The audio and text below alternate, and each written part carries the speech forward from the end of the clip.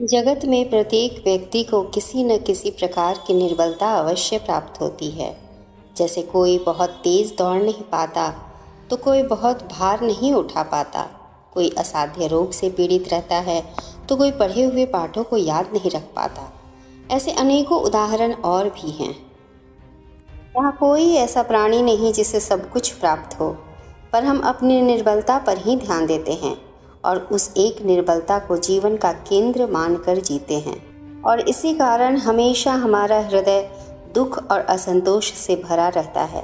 निर्बलता इंसान को जन्म से या संयोग से प्राप्त होती है, किंतु उस निर्बलता को मनुष्य का मन अपनी मर्यादा बना लेता है।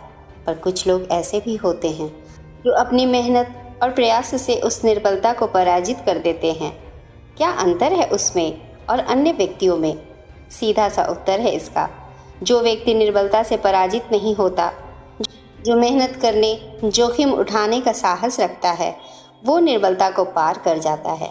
याद रखिए, निर्बलता अवश्य ईश्वर देता है, किंतु मर्यादा मनुष्य का मन ही निर्मित करता है।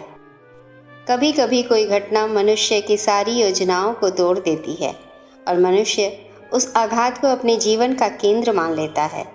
पर क्या भविष्य हमारी योजनाओं के आधार पर निर्मित होते हैं? नहीं। जैसे किसी पहाड़ पर चढ़ने वाला व्यक्ति जब उस पहाड़ के नीचे बैठकर जो योजना बनाता है, क्या वही योजना उसे उस पर्वत की चोटी तक पहुंचाती है?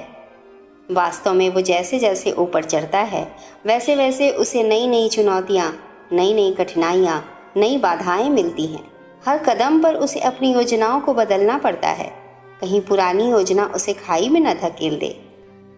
वो पर्वत को तो अपने योग्य नहीं बना सकता, केवल स्वयं को पर्वत के योग्य बना सकता है। यही बात हमारे जीवन पर भी लागू होती है।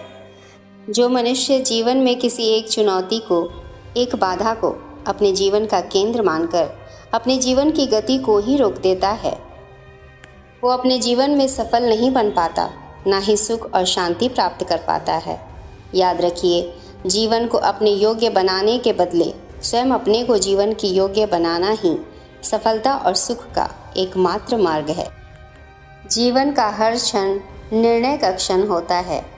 हर पद पर दूसरे पद के विषय में कोई निर्णय करना ही पड़ता है और निर्णय अपना प्रभाव छोड़ जाता है।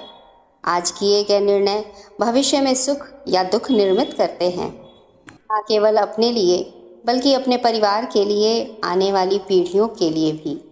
जब कोई दुविधा हमारे सामने आती है तो मन व्याकुल हो जाता है, अनिश्चय से भर जाता है। निर्णय का वो क्षण युद्ध जैसा प्रतीत होता है और मन हो जाता है युद्ध भूमि। अधिकतर निर्णय हम दुविधा का उपाय करने के लिए नहीं, केवल मन को शांत करने के लिए लेते हैं। जैसे कोई दौड़ते हुए भोजन नहीं कर सकता, वैसे ही युद्ध से जूझता हुआ मन कोई भी सही निर्णय कैसे ले सकता है? तो यह है कि शांत मन से जब कोई निर्णय लेता है तो वो अपने लिए सुखद भविष्य बनाता है। मन को शांत करने के लिए जब कोई व्यक्ति निर्णय लेता है तो वो व्यक्ति भविष्य में कांटों भरा वृक्ष लगाता है। हमारा शरीर प्रकृति का एक महान आविष्कार है। इससे जटिल संरचना संसार में और कोई नहीं। पर यदि इस शरीर को ठीक से जाना जाए तो इससे अधिक ज्ञान देने वाला और कोई नहीं। हमारे शरीर में 5 इंद्रियां होती हैं जो हमें भाव, गुण और वस्तुओं का बोध कराती हैं। इन 5 इंद्रियों के भिन्न भिन्न काम है। आँखों से देखना, कानों से सुनना, नाक से सांस लेना, त्वचा से स्पर्श करना और जीभ से स्वाद लेना। परंतु क्या कभी आपने सोचा है, प्रकृति ने हमें 2 आँखें, 2 नथुने, 2 कान दिए, स्पर्श के लिए ये पूरा शरीर दिया, तो जीभ केवल एक ही दी।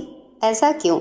क्योंकि प्रकृति चाहती है कि हम देखें अधिक, सुने अधिक, ज्ञान अधिक अर्जित करें, पर बोले कम, क्योंकि अधिक बोलना नाश को निमंत्रण देता है। उम्मीद है कृष्णवाणी से ज्ञान लेकर हम अपने जीवन को सरल और सुगम तथा आनंदमय बना सकते हैं। जय श्री कृष्ण। मिलते हैं अगली वीडियो में। तब तक के लिए खुद पे विश्वास रखें और आगे बढ़ते रहें। नमस्कार।